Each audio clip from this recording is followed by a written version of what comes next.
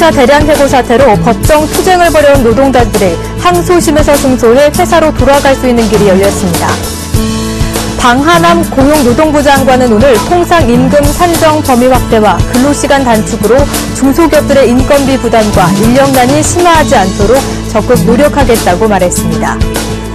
롯데, 신세계 등 대형 백화점의 연간 매출액이 사상 처음으로 감소했습니다.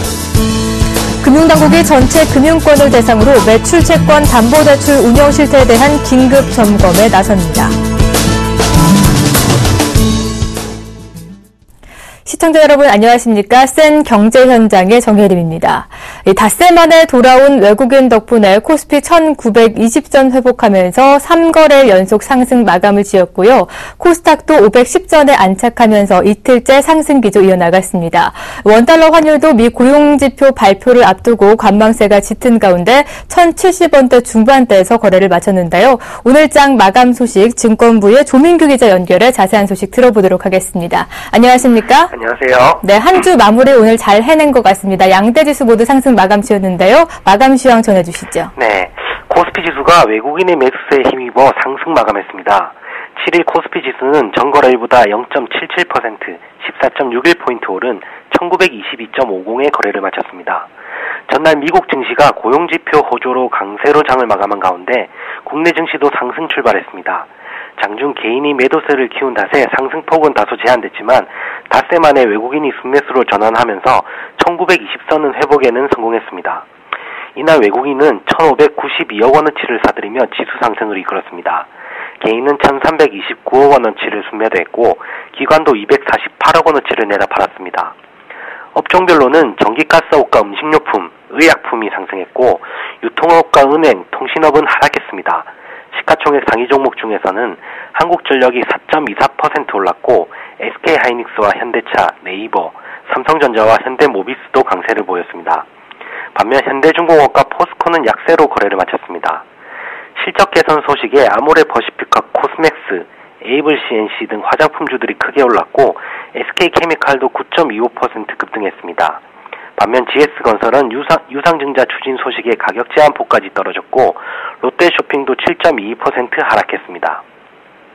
국내 증시 주후한 들어서는 성적이 좋지만 이번 주 초까지만 하더라도 이틀 연속 50포인트 넘게 빠지면서 급락장이 연출되기도 했었는데요. 이렇게 급락하는 틈을 타서 이 자산 운용사들은 저평가된 우량주를 대거 매수했다면서요? 네.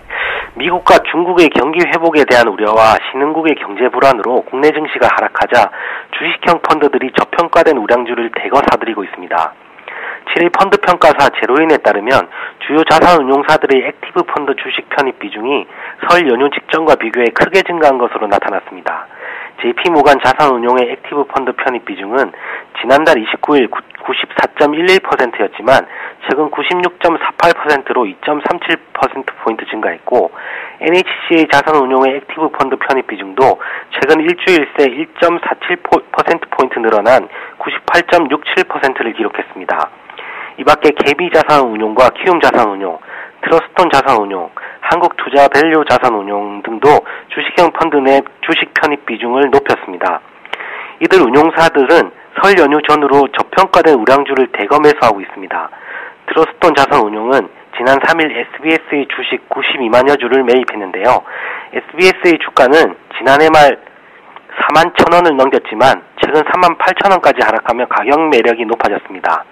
국내 최대 규모의 주식형 펀드 KB밸류 포커스 펀드를 운영하는 KB자산운용도 설 연휴 직전부터 저평가된 종목을 계속 매입하고 있습니다. 골프존을 59만여 주 사들였고 LTC와 신세계, 코오롱 인더스트리 등도 대거 매입했습니다. 베어링 자산운용은 리노공업을 44만 6천여 주 매입했고 신영자산운용은 코오롱 패션 머티리얼을 45만여 주 사들였습니다. 허남권 신영자산운용 전무는 설 연휴 이후 외국인이 수급 악화 때문에 일시적으로 주가가 하락했다며 중자기관점에서 투자한다면 수익률을 높일 수 있다고 판단해 단기 급락한 종목들을 많이 사들였다고 설명했습니다. 국내 증시가 단기 조정을 받을 때 매수하는 전략은 개인 투자자에게도 좋은 투자 지침서가 될 것으로 평가됩니다. 허 전무는 투자 수익률을 높이려면 매입가가 싸야 한다며 지난 2008년 글로벌 금융위기 당시 주가가 반토막이 된 종목들이 수두룩했는데 2010년 모두 회복했던 점을 떠올리면 중장기 관점에서 우량주를 투자하는 게 바람직한 전략이라고 설명했습니다. 그렇군요.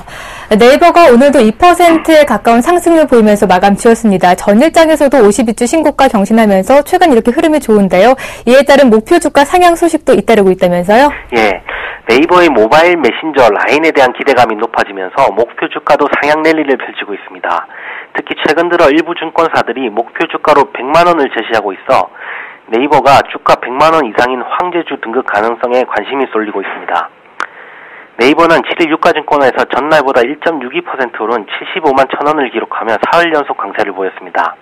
이날 국내 12개 증권사는 네이버의 목표 주가를 일제히 상향 조정했는데요. 특히 IBK 투자증권과 하이투자증권, 이트레이드증권, 우리투자증권은 목표 주가로 100만 원을 제시했습니다. 이전까지 네이버의 목표 주가를 100만 원으로 추정한 증권사는 현대증권 단 한 곳뿐이었습니다. 증권사들이 네이버의 목표 주가를 높인 것은 모바일 메신저 라인에 대한 성장 기대감이 한층 커졌기 때문입니다.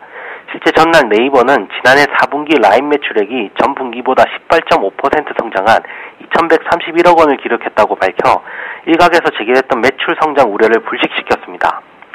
네이버가 황제주에 등극하면 시가총액 순위 역시 넘버 3로 껑충 뛸 전망입니다. 이날 네이버의 종가의 상장 주식을 곱한 시가총액은 24조 7,550억 원으로 유가증권 시장 내 6위를 기록하고 있습니다. 만약 주가가 100만 원이 되고 다른 상장사들의 시가총액에 변화가 없다면 네이버는 시총 순위에서 현대모비스를 제치고 3위에 자리 잡게 됩니다. 다만 일각에서는 라인의 질적 성장이 먼저 확인돼야 한다는 지적도 나옵니다.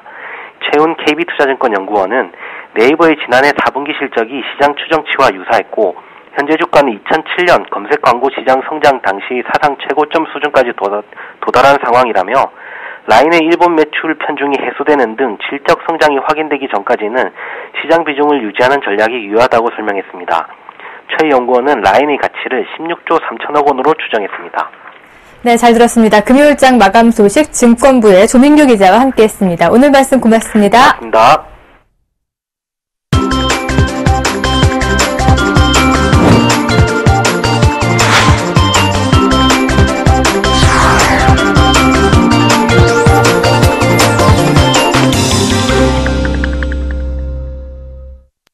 오늘의 주요 뉴스입니다.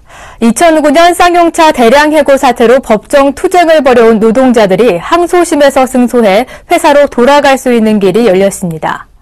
서울고법 민사 2부는 대량 해고 사태로 오늘 이 쌍용차 해고 노동자 김모 씨 등 153명이 회사를 상대로 낸 해고 무효 확인 소송에서 원심을 깨고 해고는 무효라고 판결했습니다. 재판부는 쌍용차 정리해고 당시 긴박한 경영상 필요가 있었다거나 해고 회피 노력을 충분히 다했다고 볼 수 없다고 판단했습니다.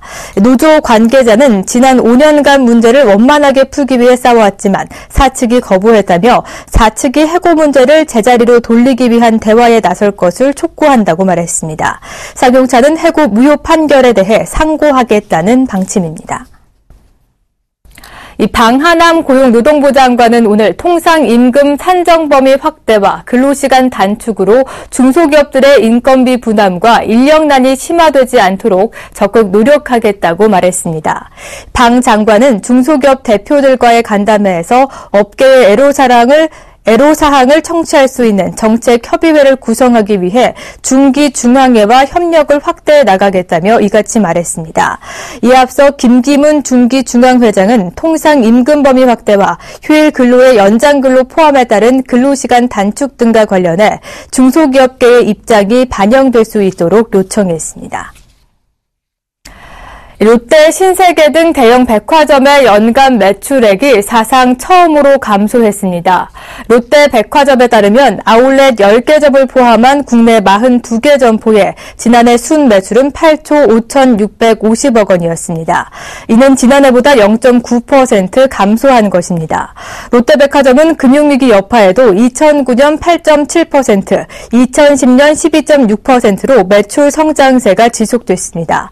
그러나 실물 경기가 위축되면서 2011년 10.5%, 2012년 4.1%로 성장세가 둔화되더니 결국 지난해 매출이 감소했습니다. 신세계 백화점도 광주점을 제외한 지난해 국내 총 매출이 4조 1,153억 원을 기록, 전년보다 0.6% 감소했습니다. 금융당국이 전체 금융권을 대상으로 매출채권 담보대출 운영 실태에 대한 긴급 점검에 나섭니다.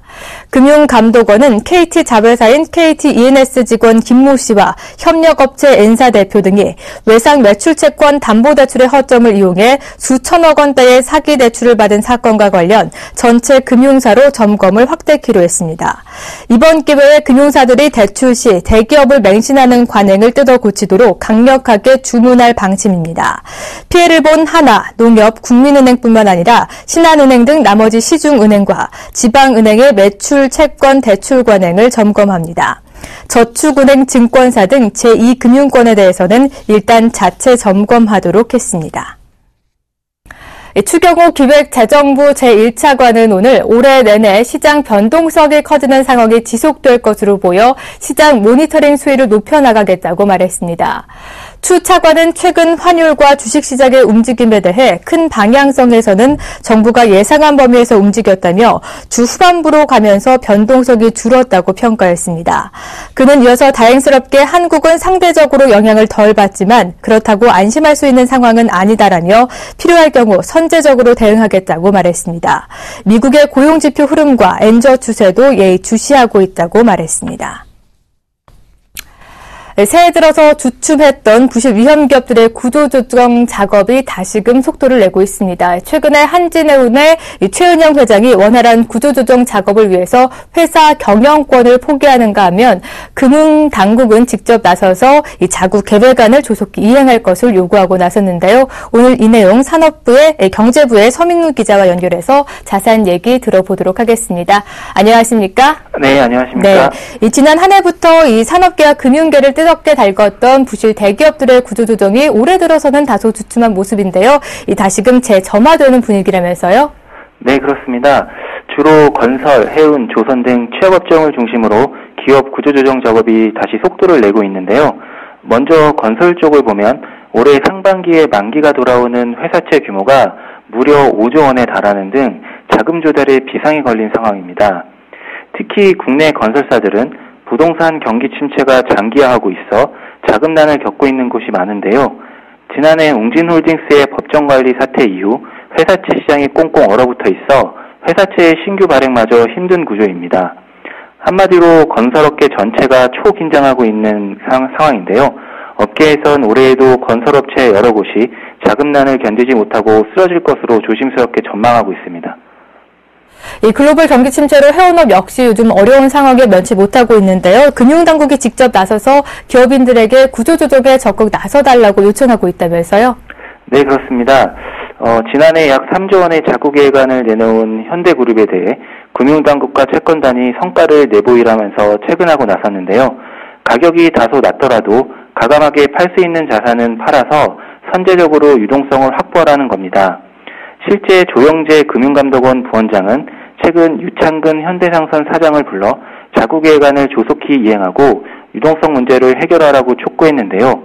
조 부원장은 현대그룹 계열사가 자본 잠식에 빠져 있고 해운업 불황이 계속되고 있기 때문에 더 이상 업황이 좋아지길 기다리지만 말고 선제적인 조치에 나서야 한다면서 당장 현대그룹이나 현대상선이 어려운 것은 아니지만 신규 투자를 받을 부분이 있다면 시장의 기대에 맞게 가시화하고 혹독한 구조조정을 해야 한다고 강조한 것으로 알려졌습니다. 네, 그렇군요. 이 현대그룹 같은 경우는 주 채무 계열에서 벗어나 있어서 그동안의 은행권이나 이 금융당국의 감시에서 벗어나 있었는데 그렇다면 좀 달라지게 되나요? 네, 맞습니다. 금융당국은 현대그룹을 올해 주채무 계열에 포함시켜 관리할 계획인데요. 금융감독원은 지난해 주채무 계열 기준 강화 방침을 발표했고 업계에서는 현대그룹을 비롯해 13개 정도의 그룹 기업이 추가될 것으로 보고 있습니다. 주채무 계열에 선정되면 주채권은행이 대기업 부실을 사전에 차단하기 위해서 특별 관리를 하게 됩니다. 현대그룹 같은 경우는 지난 2010년 주채무 계열에 선정되었지만 채권단이 재무구조 개선 약정 체결을 요구하자 이를 거부하고 탈퇴해서 거부한 뒤 주채무결에서 이탈한 바 있습니다. 네.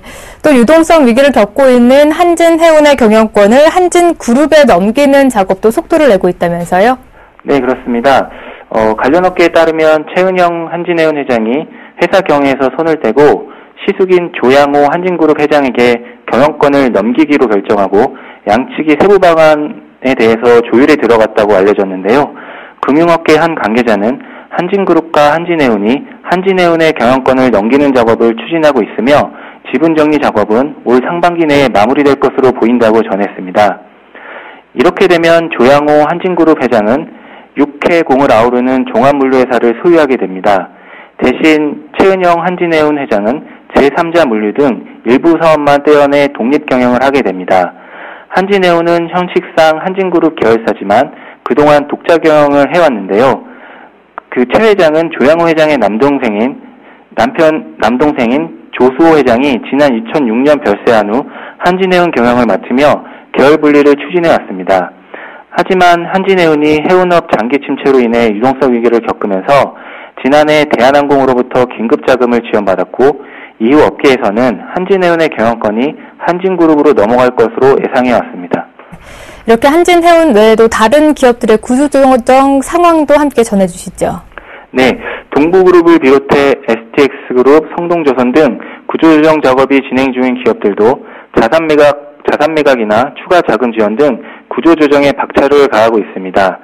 동부그룹의 주 채권은행인 산업은행은 최근 동부하이텍의 공동매각 주관사로 노무라 증권을 선정했는데요.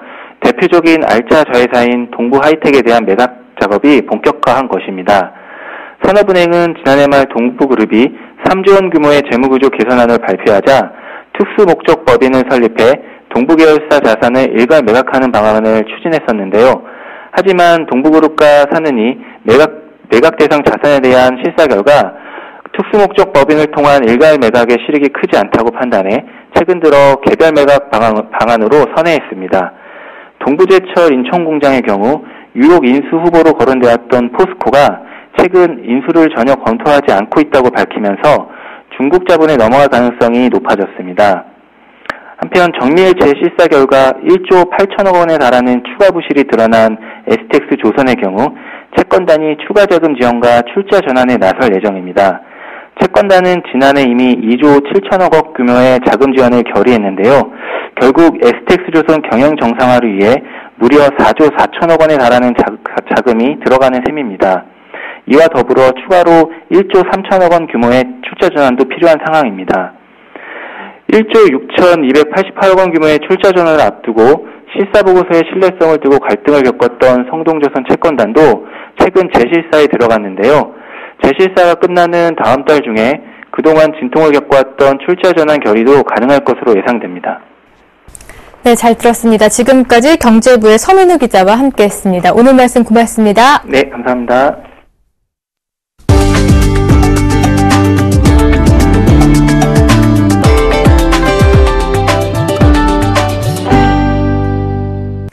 지난해 대규모 적자를 낸 GS건설이 유동성 확보를 위해 서울 삼성동 인터컨티넨탈 호텔 매각을 검토하고 있습니다.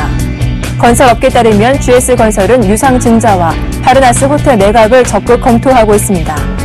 파르나스 호텔은 그랜드 인터컨티넨탈 서울 파르나스와 인터컨티넨탈 서울 코엑스를 운영하고 있습니다. 시장 가격은 7천억 원대로 알려져 있습니다. GS건설 관계자는 유상증자와 자산 매각 등 모든 가능성을 열어놓고 검토하고 있다고 말했습니다. 조선업계가 중국 업체들을 제치고 1월 글로벌 수주량에서 1위를 기록하며 순항했습니다. 해운 조선시황 분석기관인 클락슨에 따르면 지난달 세계 선박 발주량은 370만 1,600CGT로 작년 1월보다 9.4% 감소했습니다. 물량은 줄었지만 국내 조선사 수주 실적은 대폭 상승했습니다. 국내 업체가 수주한 물량은 168만 1,360CGT를 기록해 지난해 같은 달보다 115.7% 증가했습니다. 전체 발주량에서 국내 업체는 45.4%의 점유율로 중국을 제치고 1위에 올랐습니다. 현대그룹이 3년 만에 재개되는 남북 이산가족 상봉이 그룹의 내후 외환을 해소할 단비가 될 것으로 기대하고 있습니다.